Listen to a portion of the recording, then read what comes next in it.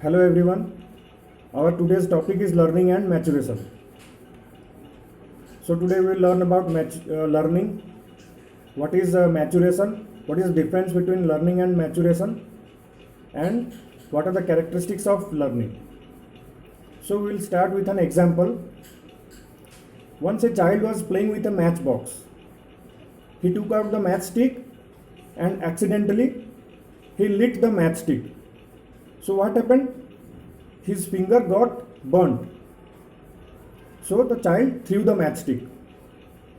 He realized that if he touch any of burning object, then he will get burnt.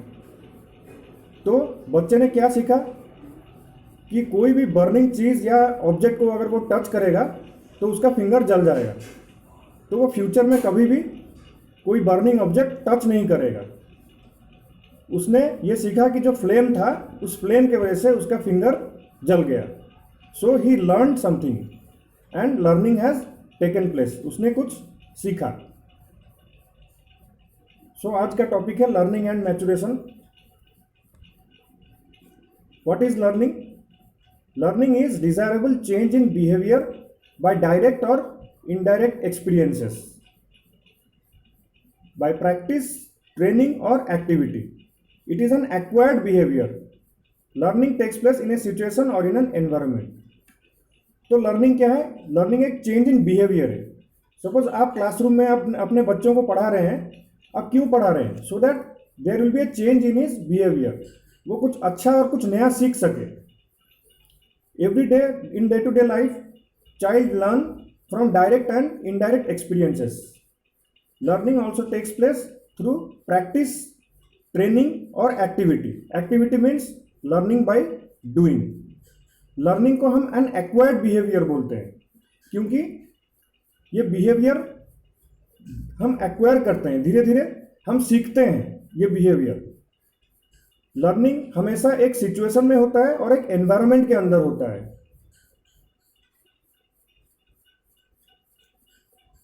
So we will discuss the characteristics of learning. Learning is relatively permanent change in behavior. What is relatively permanent change? Relatively permanent change का मतलब है learning is neither too permanent nor it is too temporary. सोचिए अगर learning एक बहुत ही ज़्यादा temporary activity होता तो जो आप क्लासरूम में पढ़ा रहे हैं बच्चों को वो सारा इमीडिएट उसको भूल जाते, तो आपका जो टीचिंग का कोई वैल्यू नहीं रहता. और अगर ये बहुत ही परमानेंट होता तो बच्चा अगर कुछ गलत चीज़ सीख जाता, for example the spelling of bat. एक बच्चा बैट का स्पेलिंग जो है वो BUT बोल रहा है, तो आपने उसको एज ए टीचर करेक्ट किया कि बेटा the spelling of bat is BAT और तुम जो बोल रहे हो that is BUT, it is but. तो एक दो बार करेक्ट करने के बाद बच्चा सीख जाता है कि the spelling of bat is BAT and it is not BUT but. तो उसके बिहेवियर में कुछ चेंजेस आया, वो कुछ नया सीखा. अगर लर्निंग परमानेंट चेंज होता तो उसके बिहेवियर में कभी ये सुधार नहीं होता, उसका बिहेवियर कभी मॉडिफाई नहीं होता. वो हमेशा BAT बैट को BUT बट बोलता. Learning is a continuous life long process.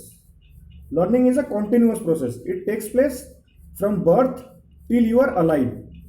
जो हम एक सिचुएशन में सीखते हैं वो दूसरे सिचुएशन में भी हम अप्लाई करते हैं. ये कॉन्टिन्यूसली चलता रहता है आपके लाइफ में, कभी रुकता नहीं. Learning is a universal process. इसका मतलब है लर्निंग यूनिवर्सल है.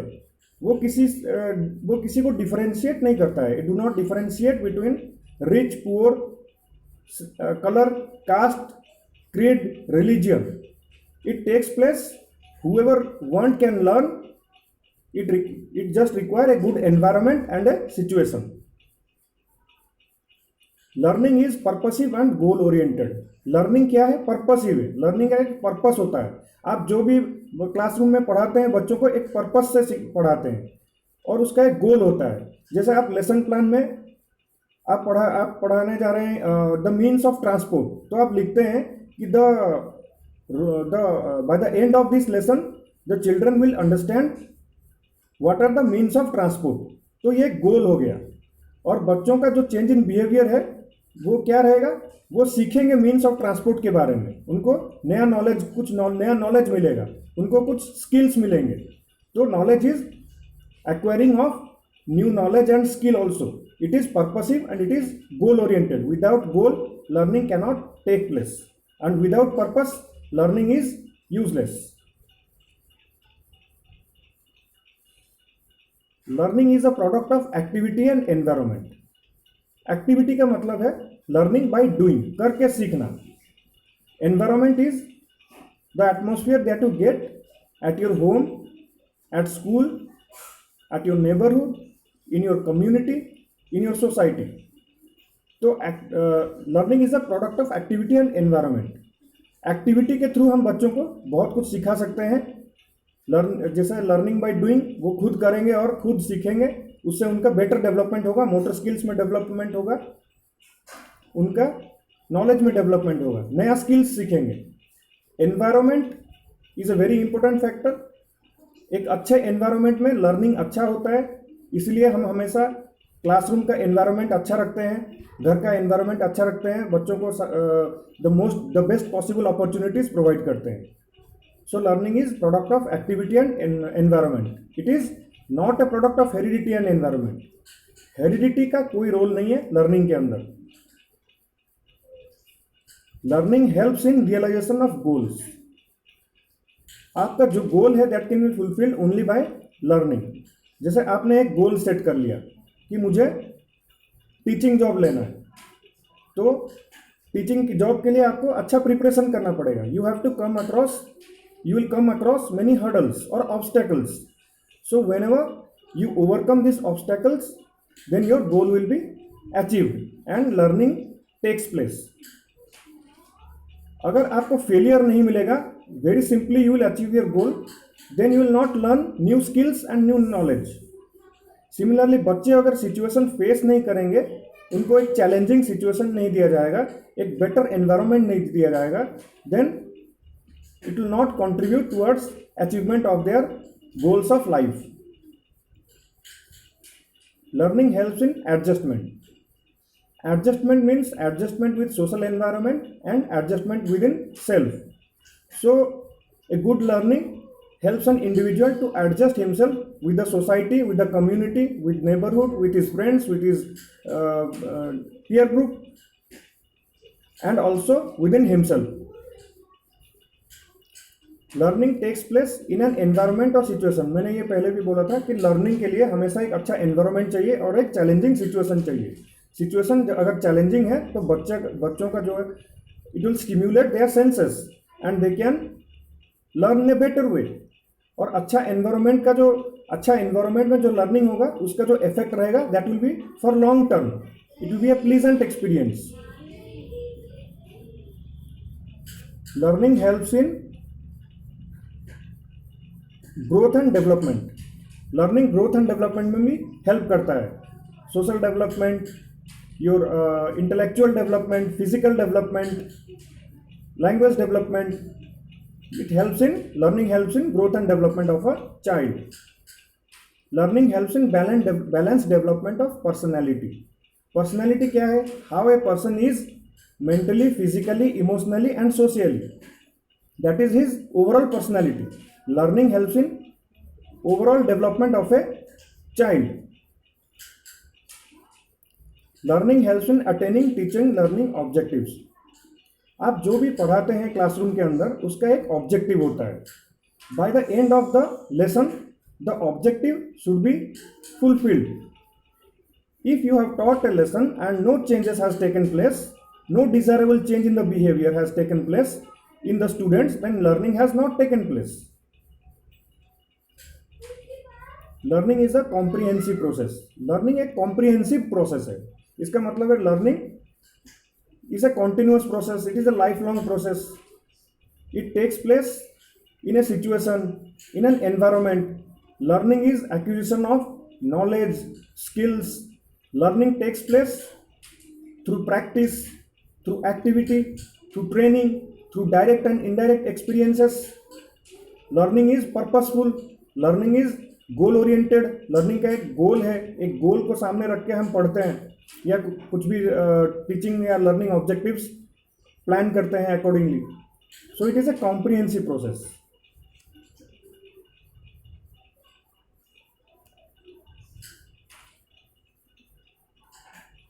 What is not learning? Learning क्या नहीं है?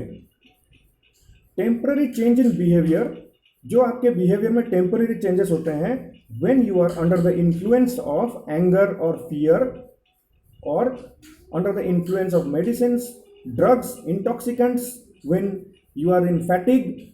तो this is not learning, because इसमें जो आपके बिहेवियर में चेंजेस आते हैं दैट इज टेम्पररी. जैसे under the flow of emotional current you lost your emotional balance, there was an emotional outburst, so this is not learning. जैसे ही आपको situation के बारे में पता चलेगा you will return back to your normal behavior. Similarly, गुस्से में आपको पता नहीं चलता है आप क्या करते हैं, और जब आपका गुस्सा शांत हो जाएगा तो आप रियलाइज करेंगे and you will revert back to your normal behaviour. एक आदमी अगर ऑफिस जाने के टाइम पे नहाता है, ब्रेकफास्ट करता है, बहुत ही फ्रेश रहता है और मोटिवेशन के साथ विथ हाई मोरल वो ऑफिस के लिए निकलता है with happy mood. But the same person when he comes back after his office hours, after working in the office, you will find he is looking gloomy, his behavior is he is getting irritated and he has become a lot of tired, he is feeling tired. तो ये जो changes है उसके behaviour के अंदर that is temporary. So after he takes some rest, after he takes food, he will be all right and return back to his normal behavior. So this is not learning. This change in behavior is temporary and it is not learning. Earlier also I have told the change in two temporary change in behavior and the permanent change in behavior is not learning. Learning is the middle path. It is relatively change in behavior, that is enduring. जो आपके behaviour में changes आता है वो कुछ duration के लिए रहता है until and unless there is a requirement to change it.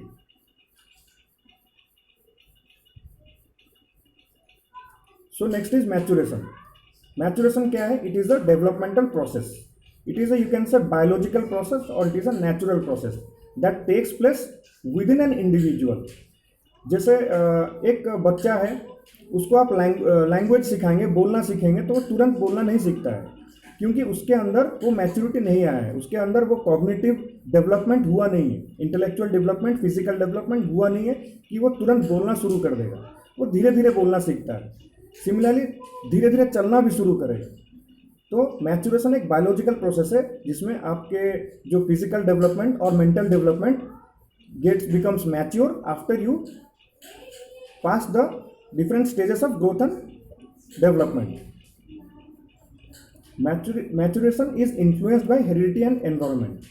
तो maturation को heredity affect करता है. What traits have been transferred to you from your ancestors, it affects your maturity level, and also environment is equally important. When a child passes through various stages of growth and development, he attains maturation.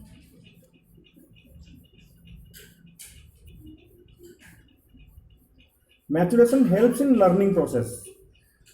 इसका मतलब ये है कि आप 5 class में गए हैं पढ़ाने के लिए मैथ्स, और आपने जो टेक्निक फॉलो किया मैथ्स पढ़ाने का दैट बिलोंग्स टू क्लास 8.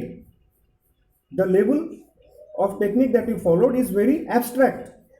वो बहुत ही डिफिकल्ट मेथड आपने फॉलो किया जो क्लास 5 के बच्चों को समझ में नहीं आया क्योंकि उनमें उतना इंटेलेक्चुअल डेवलपमेंट नहीं हुआ है, उनका brain is not fully developed.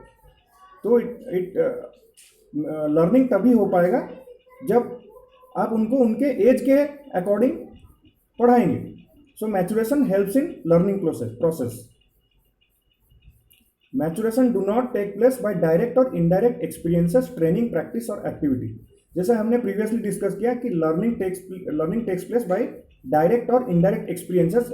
जो बच्चा स्कूल में सीखता है दैट इज डायरेक्ट एक्सपीरियंसेस, जो घर पे सीखता है बच्चों के साथ जब खेलता है वहाँ पे सीखता है, नेबरहुड में सीखता है, that is indirect experiences. Similarly maturation do not takes place in such a way. It is a biological process. You cannot develop maturation by training or practice or activity or repetition.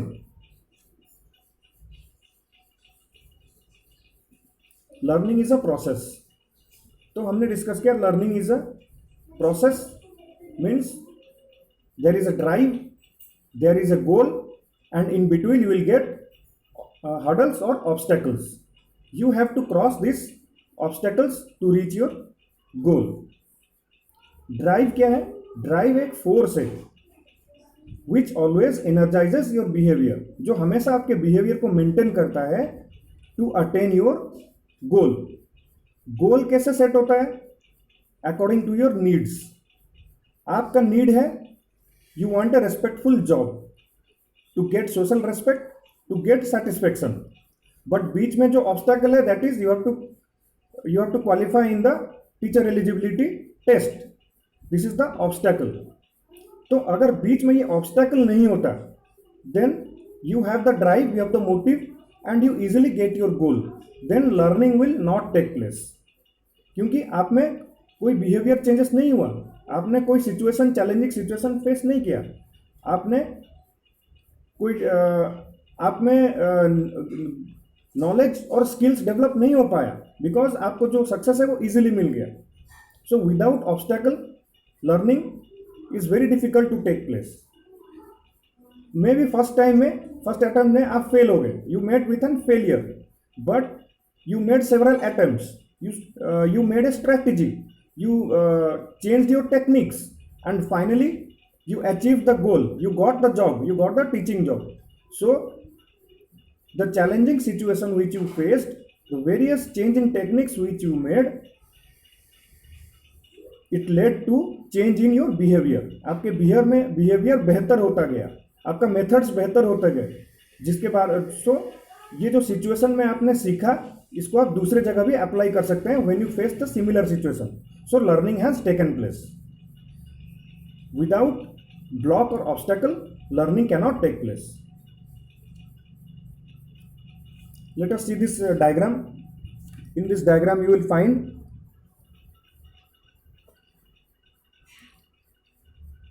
there is a motive, there is a oval shape. In the left side you can see it is written motive, and at the extreme right side it is written the goal, and in between there are hurdles which I have already explained. Without hurdles learning cannot take place. Hurdles is nothing but it is a challenging situation, and this challenging situation will energize your senses. You will learn different techniques, different methods to overcome this situation, and finally one time will come when you will cross this hurdle and you will achieve the goal. तो बार बार failure की वजह से आपने जो सीखा, जो चीज़ आपने सीखा वो आप दूसरे सिचुएशन में भी same, it can be transferred, learning is transferable, वो अप्लाई कर सकते हैं। So learning has taken place. Imagine that ये जो बीच में जो लाइन है obstacle, it is not there. आपका एक मोटिव है, एक पर्पस है, और गोल आपको इजीली मिल गया, तो आपने कुछ भी नहीं सीखा। Learning has not taken place. So today we have discussed about learning and maturation. In the next class we will discuss about learning theories and learning difficulties. Learning is a very it is a very exhaustive chapter, and you have to read this. It is very important from exam point of view. Learning and maturation are synonymously used, but they are not the same. Both are learning और maturation हमेशा एक साथ use किया जाता है. हमें distinguish करना मुश्किल हो जाता है कि कौन सा चेंज इन बिहेवियर हमें जो होता है, which one is because of learning and which one is because of maturation. Though they are use synonymously, but वो दोनों सेम नहीं है. Both are different term. Learning is possible only after a child attain certain level of maturity. Without maturity आप बच्चे कुछ सीख नहीं सकता है. Example, flying of a bird. जैसे एक बर्ड है, it can only fly only if its wings are fully developed, otherwise it cannot fly. It is because उसमें वो मैच्योरिटी अभी आया नहीं है जिससे कि वो उड़ सके. I hope you like this session. Thank you.